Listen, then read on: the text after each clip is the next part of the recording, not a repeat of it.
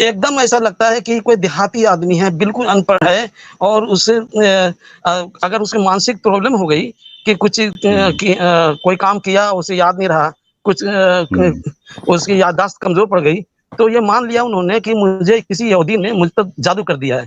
इससे ज़्यादा क्या जी, होगा साइकोलॉजिकल प्रॉब्लम को वो जादू जी, समझते थे और फिर जी, अपने उस जादू का काट भी करते थे। आज के ज़माने में जैसे कि कोई अनपढ़ आदमी कलियर शरीफ में और दूसरी जगह जाए और झाड़-फूँक के लिए क्या इसको डायन ने पकड़ लिया है और ये बुजुर्ग साहब इसको छुड़ाएँगे। तो उस तरह का हुँ, हुँ, झाड़-फूँक करने वाले आदमी दिखते हैं मोहम्मद। कहीं से नहीं दिखते कि जी ये हाँ, पैगंबर हैं। तो जी ये हाँ, जी, ताज्जुब की बात है।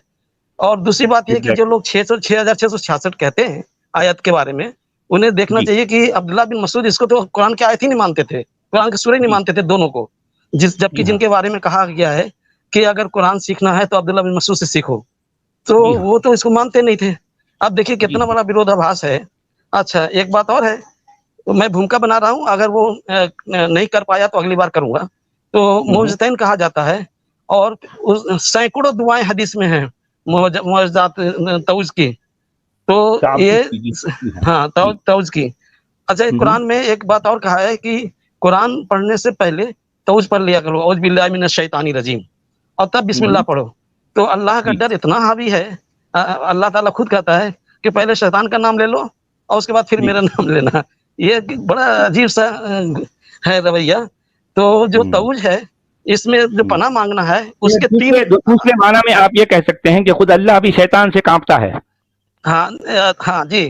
तो नहीं हुँ, बंदों को सिखाता है कि पहले शैतान को मतलब उससे पनाह माँग लिया करो। नहीं तो ये शैतान को है भगाओ कि पहले उसके बाद में मेरे पास आओ क्योंकि है जब अगर हाँ, शैतान को भगाए बगैर मेरे पास आएँगे, तो मैं खुद शैतान को नहीं भगा पाऊँगा। ये भगाने का हाँ, काम तुमको ही करना है। जी, कुछ लोग तो उसको जी हाँ। वाजिब कहते हैं और बिस्मिल्लाह को कहते हैं मुस्तहब है और उसको वाजिब कहते हैं जी, तौज़ को। जी, अच्छा जी। एक बात और है ये तो कि जो कुरान में पनाह आ गया माँगने है ना का कुरान में खुद आ गया है ना वइज़ा क़रअतल कुरआन जी, फस्तइज़ बिल्लाहि मिनश शैतानिर रजीम। जी हाँ, जी। जी। जी तो जो बताइए। कुरान में आयत है हुँ, उसी रोशनी में मैं ये बयान कर रहा हूँ। तो तौज़ जो जी, होता है पनाह माँगना होता है वो क्रिया 3 तरह से वो होती है। सबसे बड़ा तो खुदा हुँ, है, जिसकी पनाह ली जा हुँ, रही है। उससे कम जी, ताकत में है शैतान है, जो जो कि जिससे पनाह ली जा रही है और उससे जी, कम ताकत है बंदे की, जो कि हुँ, पनाह हुँ, माँग रहा है। और हुँ, फिर शर का इसमें बयान किया है। ऐसा लगता है कि इसमें बहुत बड़ी बेईमानी छिपी हुई है कि शर की निस्बत तो शैतान की तरफ कर दी और खैर की निस्बत अल्लाह की तरफ। जबकि वो खालिक अल्लाह खालिक है खैर और शर दोनों का। तो ये हुँ, इंटेलेक्चुअल बेईमानी है कि हम कहें कि शर जो है वो तुम्हारे नफ्स की तरफ से है और शर जो है वो शैतान की तरफ से है। और हुँ, इससे पता लगता है कि इनकी जो रवैया है वो तार्किक हुँ, नहीं है, तर्क पर खड़ा नहीं हुँ, उतरता है। अच्छा जी हाँ, और ये कि शर और खैर को समझ नहीं पाए हैं हज़रत मोहम्मद। शर और खैर हुँ, उसको कहते हैं जहाँ की जो जी इरादा हो, जिसमें इरादे से किसी को नुकसान पहुँचाने की ताकत हो, तो उसको शर कहते हुँ, हैं। लेकिन जी, अगर आँधी है, तूफ़ान है, अंधेरी रात है, अकाल है, सूखा है, तो इसको शर नहीं कहेंगे। इसके तो जी हाँ, नुकसानात हैं, नुकसान कहेंगे, जी, शर नहीं कहेंगे। लेकिन ये ये देखिए ना, नेचुरल इनको कैलेमिटी शर कहते हैं उसको। जी हाँ, जी हाँ, जी, शर की भी तमीज़ नहीं है। वो कहते हैं कुल औज़ रब्बिल फलक।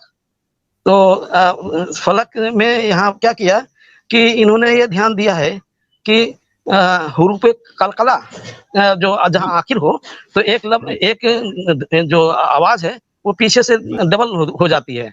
हक़ जी हाँ, ऐसे ही जी हाँ, तो जी काफ, हाँ, तो कल बे, कल दाल, जी, जीम जी, और ये जी, वो हैं हुरूफ़ जी, जो कि कलकला के हैं। तो इन्होंने क्या किया कि कलकला वाले ही का ध्यान दिया है। तब्बे-तेदा से लेकर ये सूरह उसमें इखलास में भी और इन दोनों में कलकला पे बहुत ज़्यादा ध्यान दिया है और इसीलिए उन्होंने अल्फाज को बदले हैं और जो मुनासिब जी, नहीं लगते हैं। अब हुँ, मैं आता हूँ औज़ बिल्लाहि मिनश शैतानिर रजीम बिस्मिल्लाहिर रहमानिर रहीम और उसके बाद जो है कुल औज़ बिरब्बिल फलक। ये फलक इसलिए लाए, फलक का अर्थ करते हैं कि सुबह के रब की। अभी क्या है भाई, सुबह के रब की, शाम के रब की, दिन के सब सब तो उस टाइम उसी का है।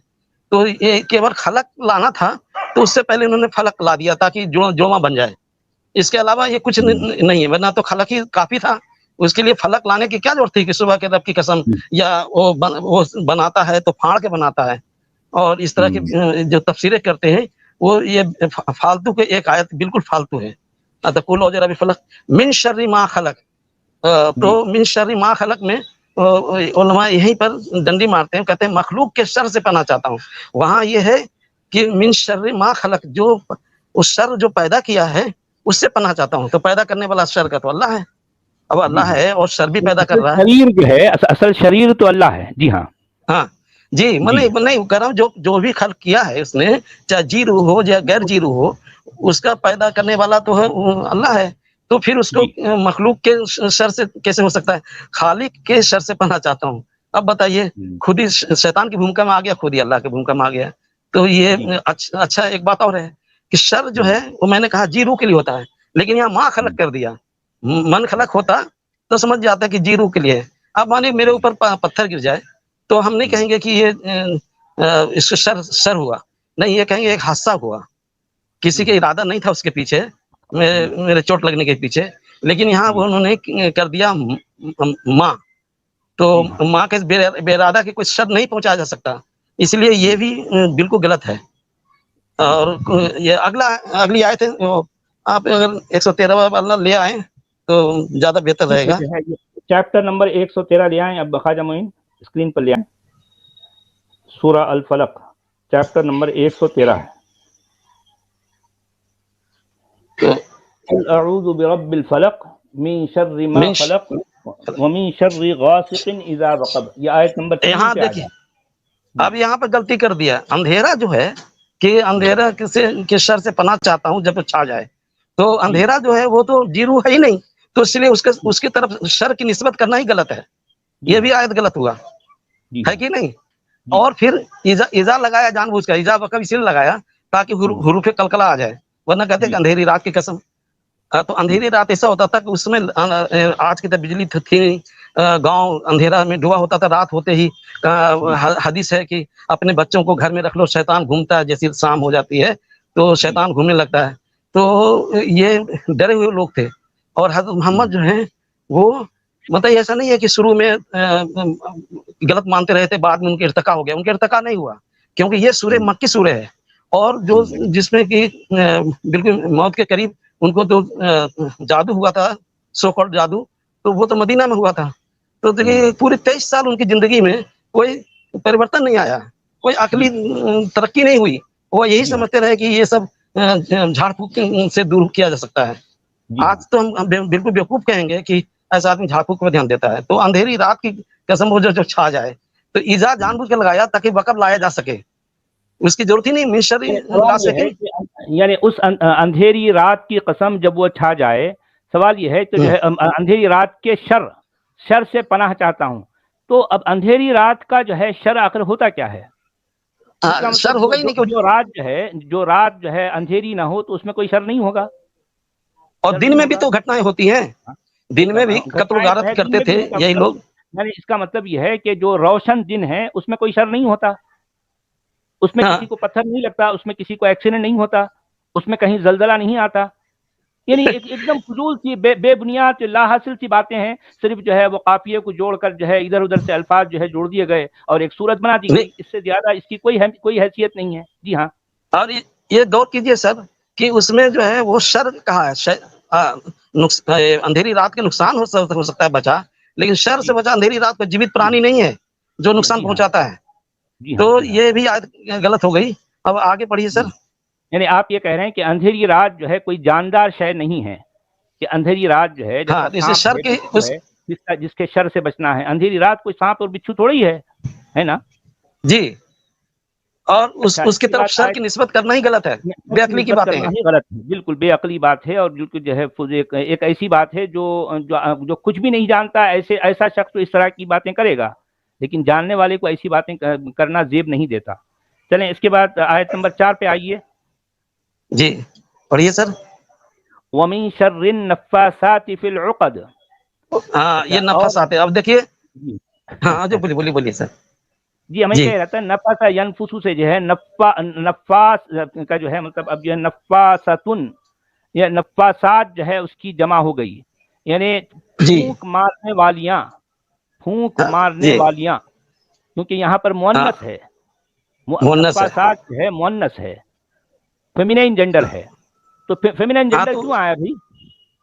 अच्छा, इसलिए कि उस वक्त मारने वाला मर्द नहीं हो सकता, तो फूंक मारने वो वाले कहते हैं की कि जो है जमात, ये मर्द भी हो जी, सकता है, जमात मुअन्नस होता है, जमा भी, तो फूंक मारने वाला और ये मारने वालियां दोनों हो सकते हैं।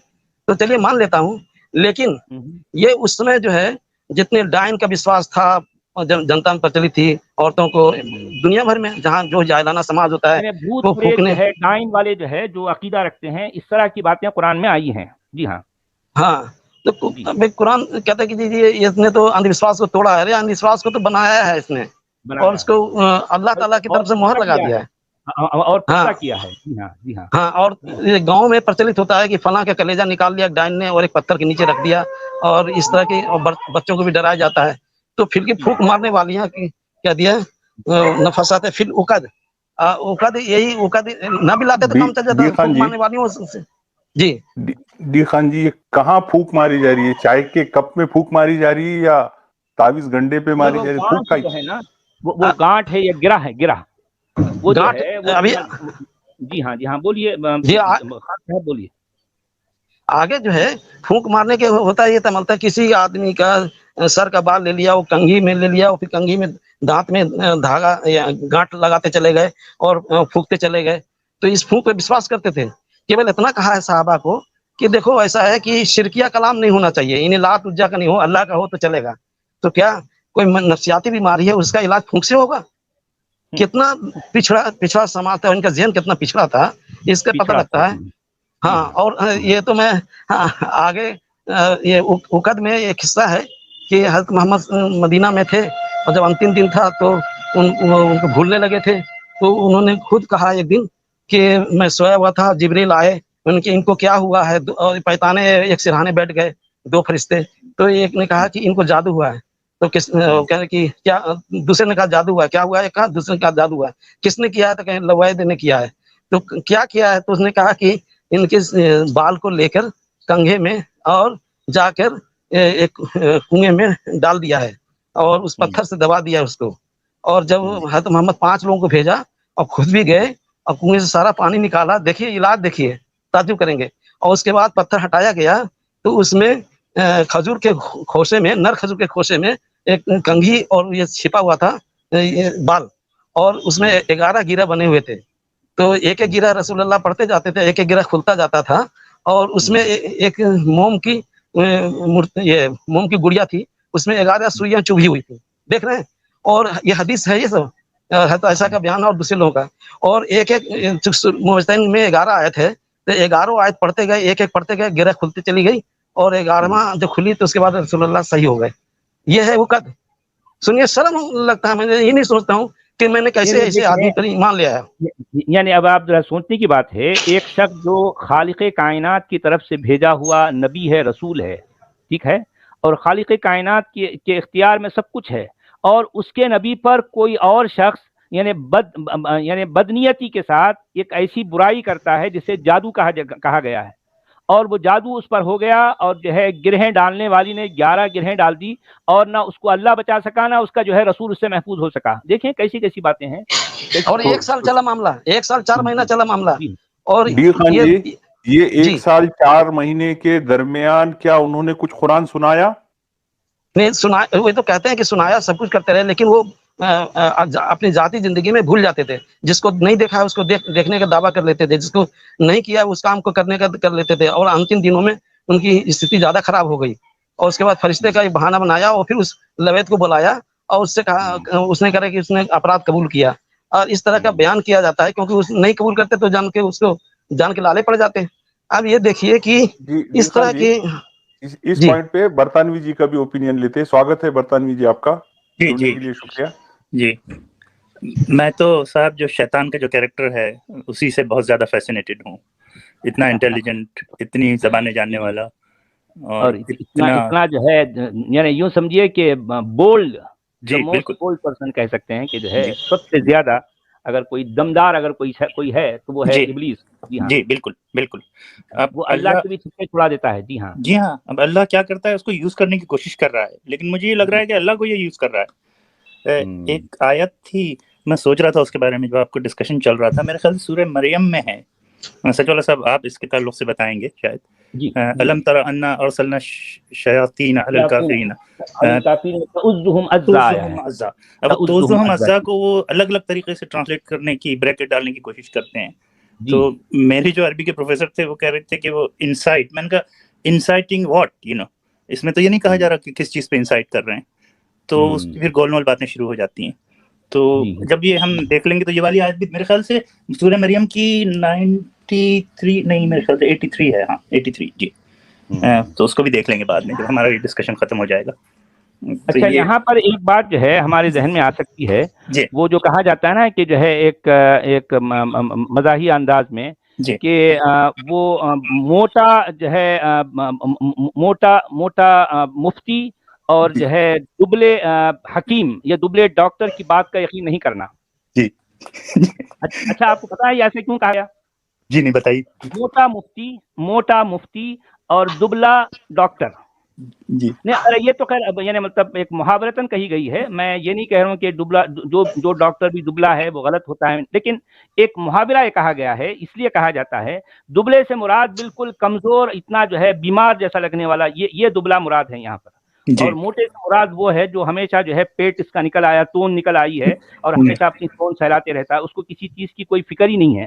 तो अब ऐसा शख्स जो अगर मुफ्ती है तो उसकी बात का भी कोई यकीन नहीं करना चाहिए, क्योंकि वो खुद जो है संजीदा नहीं है। और फिर उसी तरह से एक ऐसा कमजोर लागर जो है डॉक्टर, जो खुद अपना इलाज नहीं कर सकता, जो दूसरे का इलाज क्या करेगा? आप समझे ना? तो इस माना में ये कहा गया कि मोटा जो है जो मुफ्ती है और दुबला डॉक्टर, इसकी बात का यकीन नहीं है। तो इस कॉन्टेक्स्ट में मैं ये कहूँगा कि जो नबी, जो रसूल यानी खुद अपने आप को किसी के शर से नहीं बचा सका, तो इस मामले में वो खुद भी मजबूर है और उसका अल्लाह बेचारा भी मजबूर है। यानी इसका मतलब यह है कि कोई और ताकत इस पर हावी आ गई और इसका अल्लाह इसको कुछ नहीं कर सका। जी है ना? यही बात निकलती है ना? बिल्कुल बिल्कुल। आगे बढ़े सर। जी हाँ, आगे बढ़े। हाँ, तो ये है कि इसमें शैतान का कम और काला जादू के बारे में ज्यादा बयान हो गया। एक तो ये काला जादू का या प्रकृति में जो खतरे हैं उन सब का शर कह दिया, जबकि शर सही नहीं था। और फिर मिन शर्रि हासिदिन इजा हसद, तो इजा हसद देखिए, इजा वकब और इजा हसद, इजा इसलिए लगाया कि कलकला ध्वनि जो है वो पैदा किया जा सके, वरना मिन शर्रि हासिदिन का ही काफी था। जब हसद करेगा तभी, और तमाम तरह की अखलाकी खराबियां हैं, केवल हसद ही नहीं जिससे बना ली जाए। सवाल ये पैदा होता है कि वो जो हासिद है वो कोई पर्टिकुलर टाइम ही हसद करता है, बाकी के दिनों में सही रहता हो तो उसको हासिद कैसे कह सकते भी? नहीं, आप उसको एक तरफ तो हासिद कह रहे हैं और फिर ये कह रहे हैं कि जब वो हसद करे। अरे भाई, इसका मतलब ये है कि वो हासिद उसी वक्त होगा जब वो हसद करेगा ना। यानी इसका मतलब यह है कि ये सिर्फ लफ्जों की तुकबंदी है, काफिया जोड़ने की खातिर यहाँ पर कुछ ना कुछ लफ्ज जो है उनको डालने थे, डाल दिए और एक आयत बना दी और इन आयतों को जो है मिला जुला कर जो है एक सूरत बना डाली, इससे ज्यादा कुछ भी नहीं।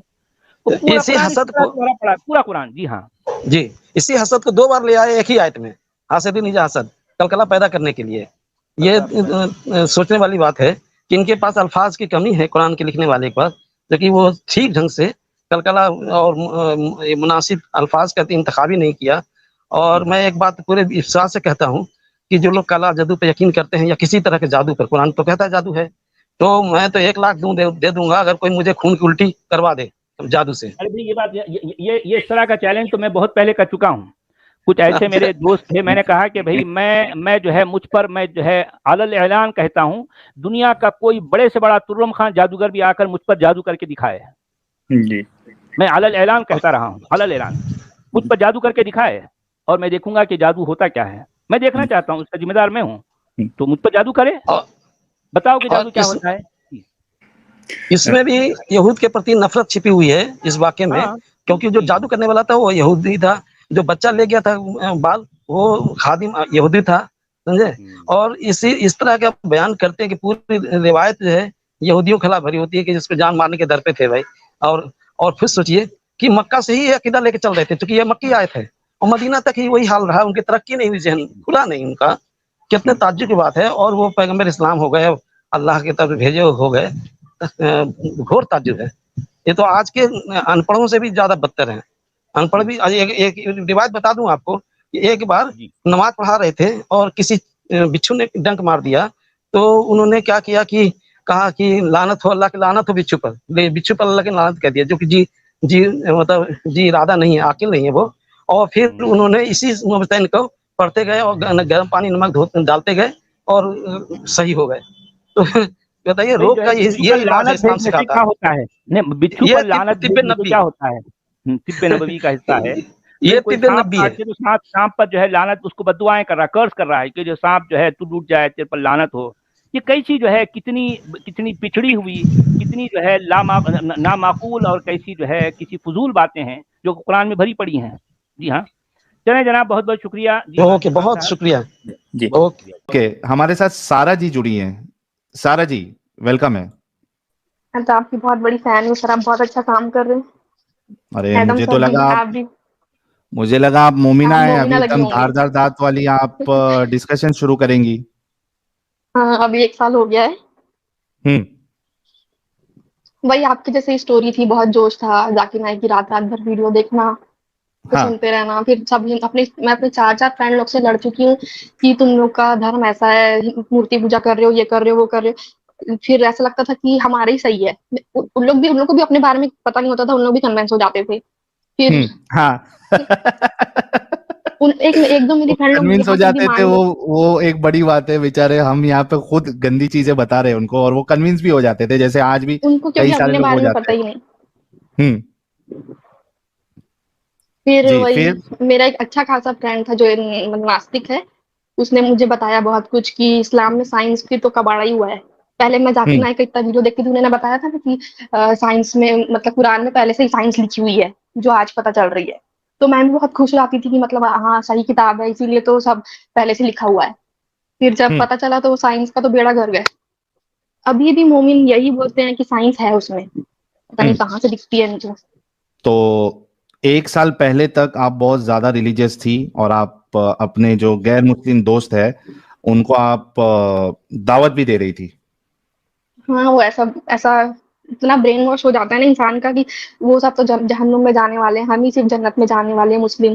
तो मैं चाहती थी कि मेरे फ्रेंड लोग जहन्नुम में ना जाए, मैं उनको बताऊं सही क्या है, वो भी जन्नत में जाए। लेकिन ये खुद नहीं पता था कि हम लड़कियों को कहाँ मिलने वाला है जन्नत में। वो बोलते थे अच्छा होगा, अच्छा होगा।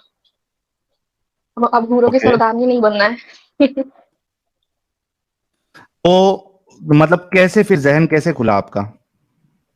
फिर वही मेरे फ्रेंड बताई ना, वो बहुत साइंस पे बिलीव करने वाला था।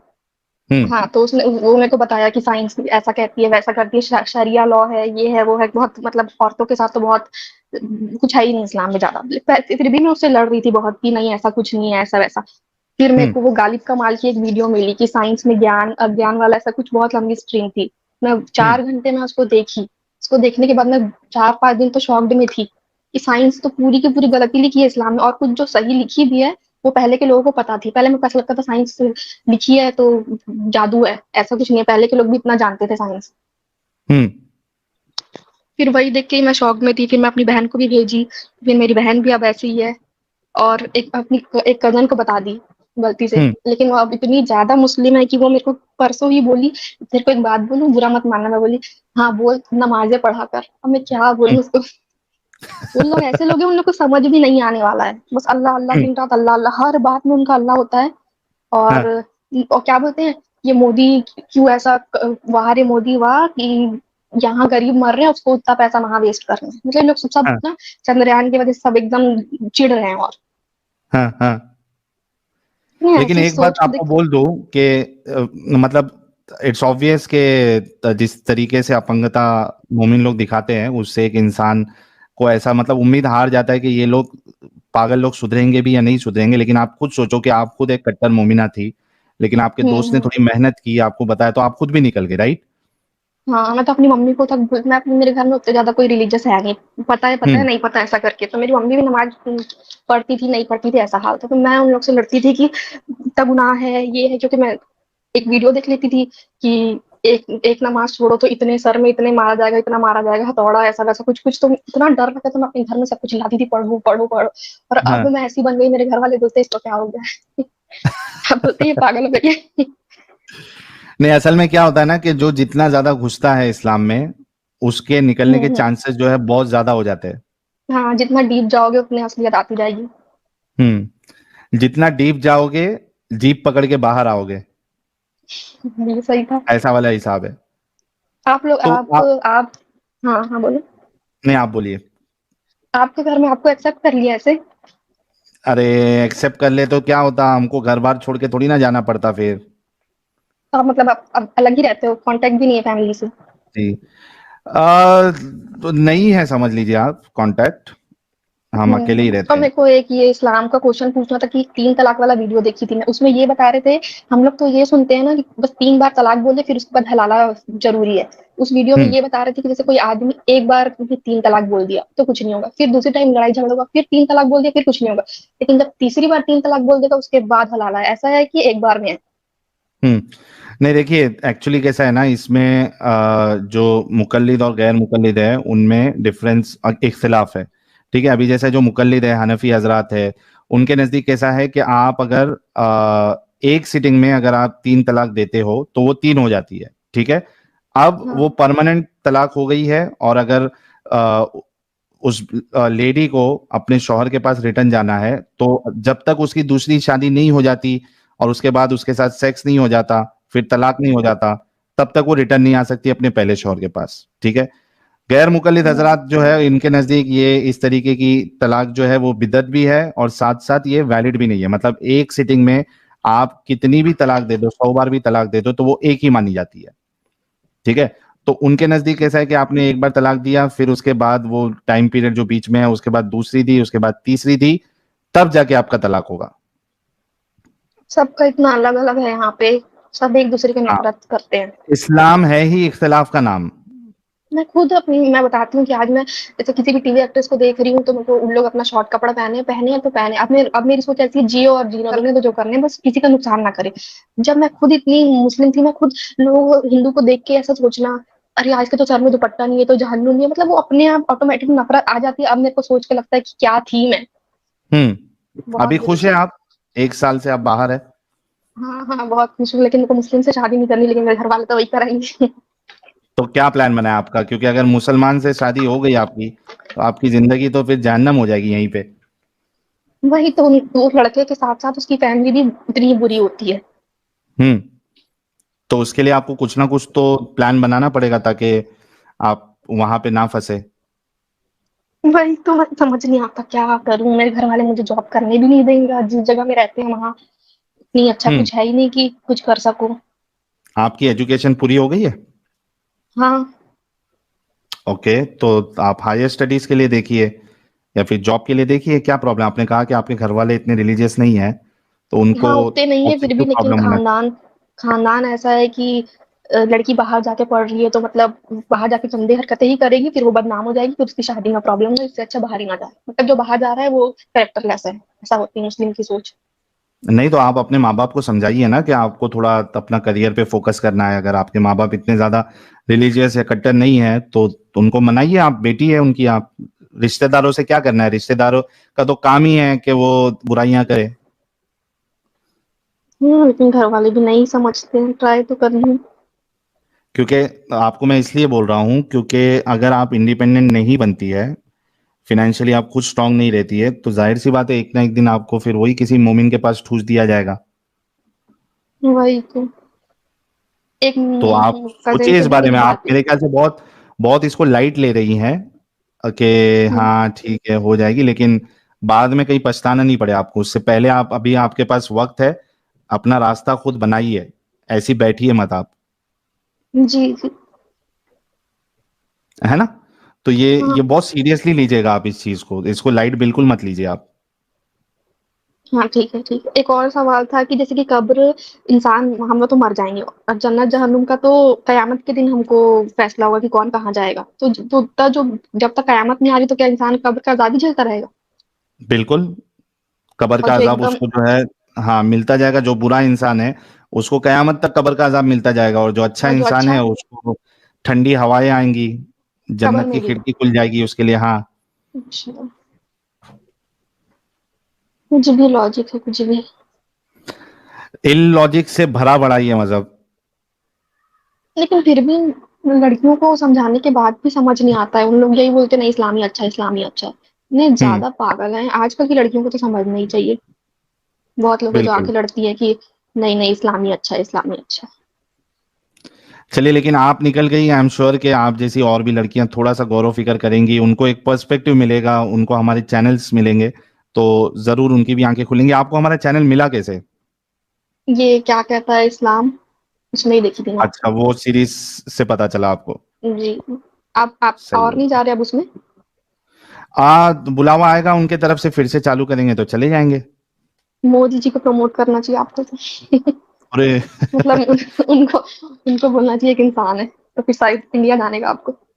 अरे वाह, आप जरा लेटर वेटर लिखो मोदी जी को कि हमको प्रमोट करे। हाँ। या फिर ठीक हमारे है। लोगों को चाहिए कि हमें इतना आगे बढ़ा दे, इतना आगे बढ़ा दे कि मोदी जी खुद मिलने के लिए बुलाए। दो तरीका हो सकता है, एक तो ये है कि मोदी जी हमको आगे बढ़ाए, या तो दूसरा तरीका है जिनको मोदी जी ने आगे, जिनको, हाँ, मोदी जी को जिन्होंने आगे बढ़ाया है वो हमें भी इतना आगे बढ़ा दे कि मोदी जी खुद हमसे मिलने के लिए बोले कि यार चलो मिलते हैं। प्रॉब्लम ये भी है कि मुस्लिम को जैसे ही बताओ लोग नहीं इनको तो देखना ही नहीं, इनको तो सीधा इग्नोर करो, ऐसा बोलते हैं। देखो भाई तुम हिम्मत रखो कि उनसे लड़ो, अपना इस्लाम सच्चा साबित करो। वो लोग सच्चा साबित करेंगे ही नहीं, ये बोल के निकल जाएंगे वो लोग बहुत बुरा भड़काते हैं, हमको देखना ही नहीं है, इतने पागल है। सही, बिल्कुल सही, बिल्कुल। तो दोस्तों देखिए, ये सारा जी है जो खुद एक जाकिर नालायक जी की फैन रही है एक जमाने में, और बहुत ज्यादा रिलीजियस, या फिर सोचिए कि दावत विवत देने का काम, दूसरे लोगों को देख के कि ये जहन्नमी है, इसको जन्नत की तरफ बुलाना है, तो ये तरीके का काम कर रही थी, इतना सीरियसली फॉलो कर रही थी इस्लाम को। और उसके बाद ये सोच समझ के जब इन्होंने वीडियो देखा गालिब कमाल जी का, उसके बाद इनकी आंखें खुली, और इनका उससे पहले इनका दोस्त जो एथियस्ट था उन्होंने इन पे मेहनत की, यानी दावत की, एंटी तबलीग की, और इनको समझ में आया, ये बाहर निकली और आज बिंदास है। तो सारा जी के लिए एक गुलाब का फूल आप लोग जरूर भेजिएगा। सारा जी, कॉन्ग्रेचुलेशंस टू यू, बहुत जल्दी आप बाहर निकली है इस कर्ज से। तो ठीक है, अब आप लोग किसी और से भी बात कर लो। जी जी सब लोग कमेंट में थैंक यू लिखने सो लगते वेरी हैं। मच। आपको भी thank you. Bye bye. Bye, take care, congratulation once again.